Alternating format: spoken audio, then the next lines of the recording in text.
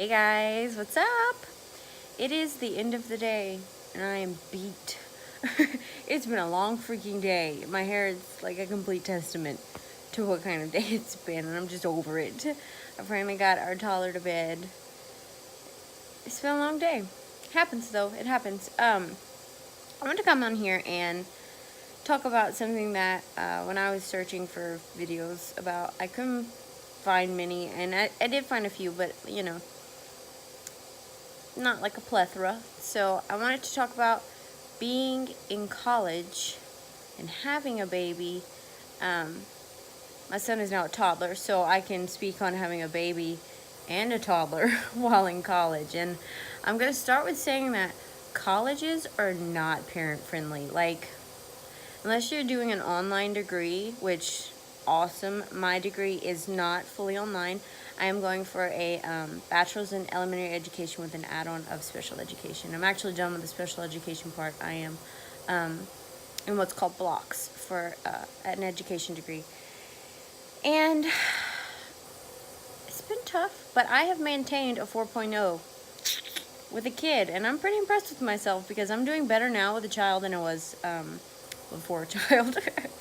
But I just wanted to share what it's been like and what I'm going through even now, how I managed to keep my GPA up, and the obstacles I've had to go through and deal with professors about certain things, because some of them are not really understanding. But I had Eli, our son, in March of 2017, and I started back at school. I'd already had a couple semesters towards the degree, but like 8 years ago, I decided to go back. So he was April, May, June, July, August. He's 5 months old. So he's 5 months old when I started back. And I tried to do as many online courses for those first 2 semesters as I could, which, thank God, because I am also a stay-at-home mom. Failed to mention that.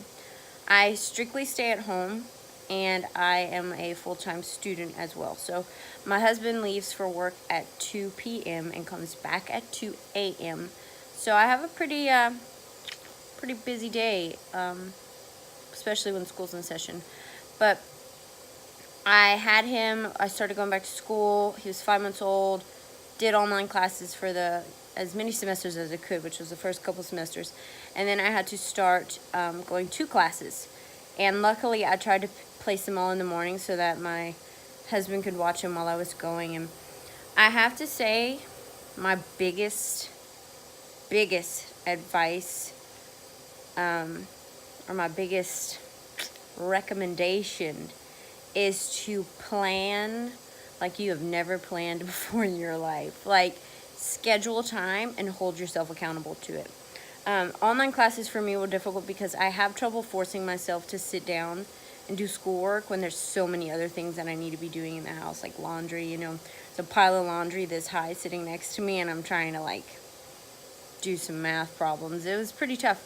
But I had to force myself to sit down, do my schoolwork, knock it out, and I was really driven to just do the best I could so that my GPA would stay high and I could just finish. I just want to finish at this point. So I allotted time, and you can't do your schoolwork while your kid's awake. If you have a really chill kid, maybe. Mine's not. Mine's pretty crazy. He runs everywhere, and I have to keep my eyes on him constantly. And even when he was a baby, he wanted a lot of attention. So I always had to work through nap time and at night. And it was not helpful if I stayed late to do my schoolwork. So I had to stay ahead of the game. So prioritize your time and stay ahead.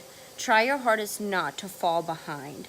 I fell behind maybe twice, I think, when he was sick. I fell behind because that's a whole nother ball game. That's a whole nother monster. But he was sick, and I fell behind a little bit, but I was still ahead, but behind by my standards.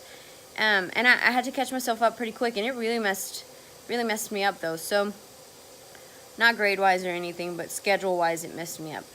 So have yourself a plan, stick to your plan, stay ahead of time with the plan. And if you have a professor that, like when he got sick, most of them were pretty understanding. Others were not. And your child should always come as a priority above your school. I know that sounds crazy, and a lot of people will be like, what? No, you need to finish school. Yeah, I agree completely, but school can wait. I can always fix that. I can always do all that. My child is number one.